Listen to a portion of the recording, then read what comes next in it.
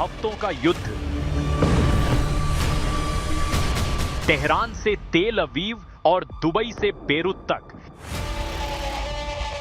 जल रहा है पश्चिम एशिया।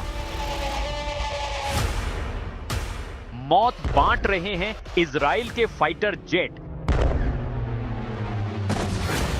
ईरान में मारे जा चुके हैं हाई प्रोफाइल लीडर।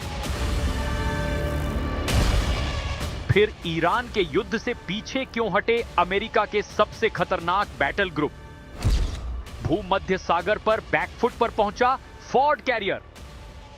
हॉर्मुज से दूर भागा Lincoln carrier. 2 battle group, double दहशत। ईरान का जवाबी पलटवार, इजराइल का लगातार करारा वार।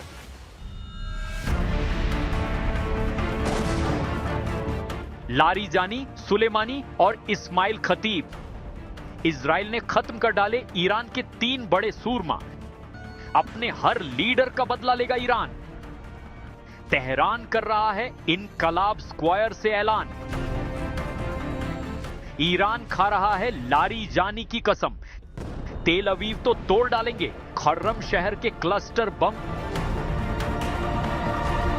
इजराइल को जलाने के लिए सबसे खतरनाक मिसाइल। खर्रम शहर के बाद अब ईरान लॉन्च कर रहा है हज का सिम। डोनाल्ड ट्रंप और बेंजामिन नेतन्याहू को जवाब देने के लिए ईरान का नया लड़ाका तैयार है।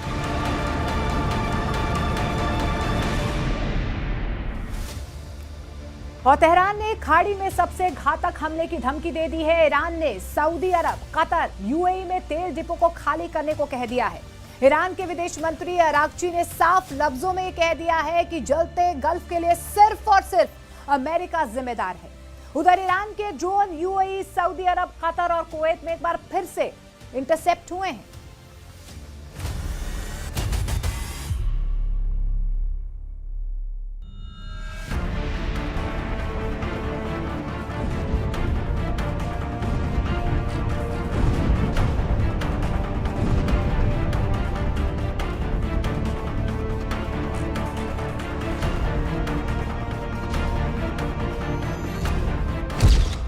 ट्रंप के टर्मिनेटर ने मानी हार।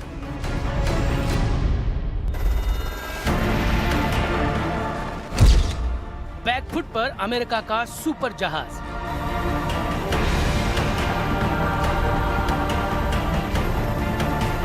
क्या अमेरिका की नौसेना को ईरान ने बहुत बड़ा झटका दे दिया है? यूएसएस जेराल्ड फोर्ड और अब्राहम लिंकन ये वो जहाज हैं जिन्हें दुनिया अजेय मानती है, लेकिन सैटेलाइट इमेज में ये दोनों युद्धपोत पीछे हटते दिखे। क्या ये जहाज ईरान के तट से सैकड़ों किलोमीटर दूर हो गए हैं?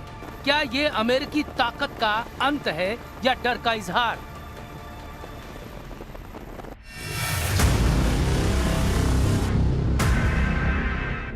यूएसएस अब्राहम लिंकन पहले ईरान के तट से सिर्फ 350 किलोमीटर दूर था, ओमान की खाड़ी में, जहां तेहरान के ड्रोन और गन बोट से उसका सामना हुआ। तो क्या यूएसएस अब्राहम लिंकन अब 1100 किलोमीटर दूर ओमान के सलाला पोर्ट के पास छिप गया है? उधर यूएसएस जेराल्ड फोर्ड भी लाल सागर के जद्दाह पोर्ट के पास शिफ्ट हो गया है। क्या यमन में हूथी मिलिशिया के मिसाइलों ने जेराल्ड फोर्ड को पीछे हटने पर मजबूर किया?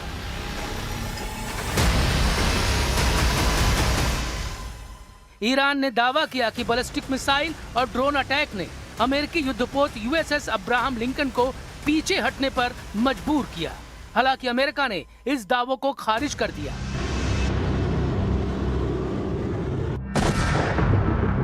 तेहरान पहले ही कह चुका है, अगर अमेरिकी जहाज ईरान की तरफ आए तो उसकी वापसी मुश्किल होगी।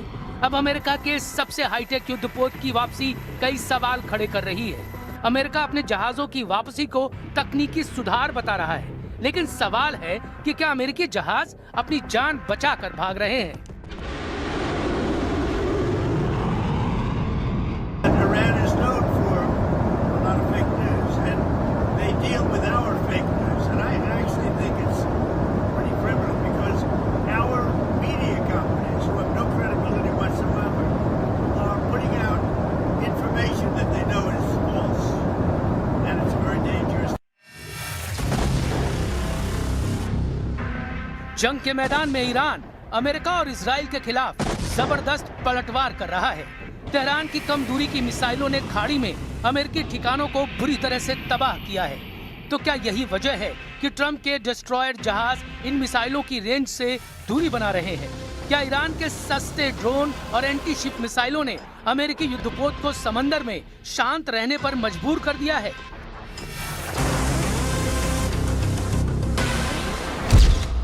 अमेरिका के दूसरे aircraft carrier USS Gerald Ford की लॉन्ड्री में 12 मार्च को आग लग गई थी। यह आग 30 घंटे से ज्यादा देर तक जलती रही। इसमें कई सैनिक घायल हो गए। 600 से ज्यादा सैनिक बिस्तर छोड़कर फर्श पर सोने को मजबूर हुए। अब इस जहाज को मरम्मत के लिए ग्रीस के सौदा द्वीप भेजा जा रहा है। युद्ध क्षेत्र से बिल्कुल बाहर, ईरान की मिसाइलों से कोसों दूर। क्या यह महज इत्तेफाक है या अमेरिका का डर?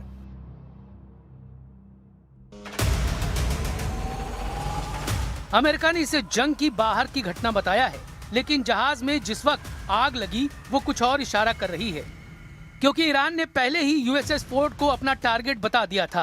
अब दुनिया देख रही है और सवाल पूछ रही है कि क्या सुपर पावर झुक रहा है या समझदारी दिखा रहा है।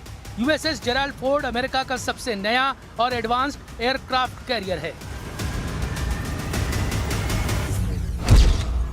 इसकी लंबाई 1106 फीट है, वजन 1 लाख टन है। पावर के लिए इसमें 2 1AB न्यूक्लियर रिएक्टर हैं जो 700 मेगावाट से ज्यादा बिजली पैदा करते हैं, पुराने निमित्ज क्लास से 25% ज्यादा। इसकी रफ्तार 30 नॉट से ज्यादा है। इसमें F-35C, FA-18 जैसे 75 से ज्यादा एयरक्राफ्ट हैं, जबकि यूएसएस अब्राहम लिंकन की लंबाई 1092 फीट है। इसका वजन 1,04,000 टन है। पावर के लिए इसमें 2 A4W न्यूक्लियर रिएक्टर हैं जो 2,60,000 सॉफ्ट हॉट पावर देते हैं, जो लगभग 194 मेगावाट के बराबर है। इसकी भी रफ्तार 3 नॉट से ज्यादा है। इस पर 80 से ज्यादा एयरक्राफ्ट हैं। अमेरिका जो पूरी दुनिया को चेतावनी देता है, आज खुद बैकफुट पर क्यों है? जिसने इराक को झुकाया, अफगानिस्तान को हिला दिया, वही अमेरिका आज अपने सबसे बड़े हथियार पीछे क्यों ले जा रहा है? क्या ये ईरान का दबाव है? क्या अमेरिका को मिसाइल हमलों का डर है? क्या अंडरग्राउंड बंकरों ने अमेरिका को रोक दिया है? क्या ये जंग अमेरिका के कंट्रोल से बाहर हो गया है? The only thing that is widening is our advantage. Not to mention our Gulf partners stepping up even more, now going on the offense, and have always been with us on the defense with collective and integrated air defenses.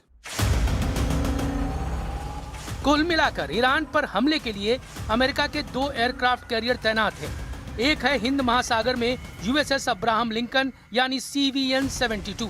दूसरा है भूमध्य सागर से होकर लाल सागर में पहुंचा USS Gerald Ford यानी CVN-78।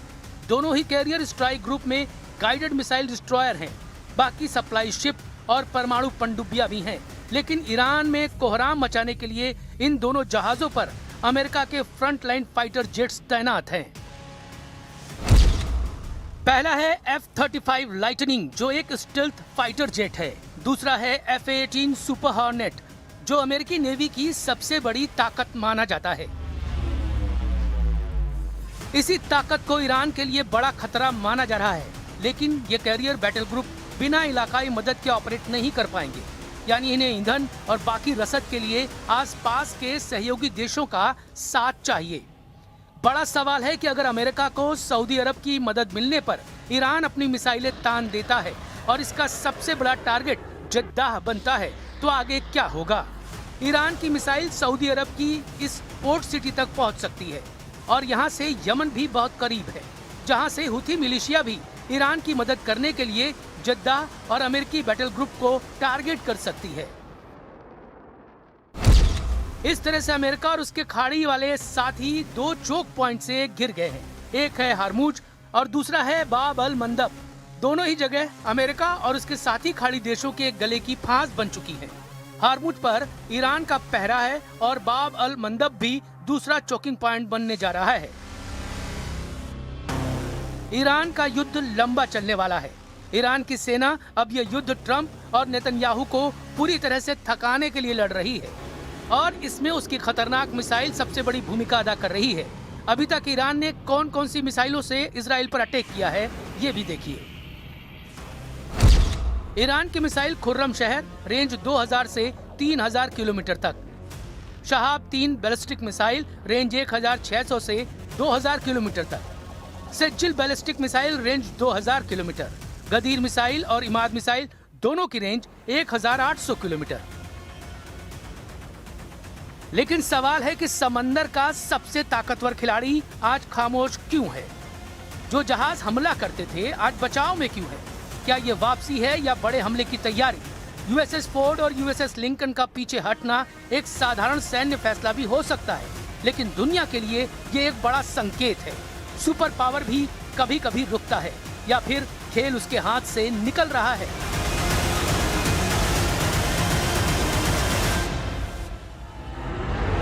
समंदर की सतह पर जो दिख रहा है वो कहानी का सिर्फ एक हिस्सा है। असली खेल अब दूरी, रेंज और टाइमिंग का है, जहां हर कदम सोचा समझा है और हर चुप्पी अपने आप में एक रणनीति। ताकत सिर्फ आगे बढ़ने में नहीं होती, कभी कभी सही वक्त पर रुक जाना भी सबसे बड़ा दांव होता है। लेकिन इस बार दांव बहुत बड़ा है। एक तरफ ईरान का बढ़ता दबाव, दूसरी तरफ अमेरिका की साख। अब सवाल ये नहीं कि जहाज कहाँ है, सवाल ये है कि अगला वार कौन करेगा और कब, क्योंकि अगला कदम सिर्फ जंग की दिशा नहीं, दुनिया की तस्वीर भी तय करेगा।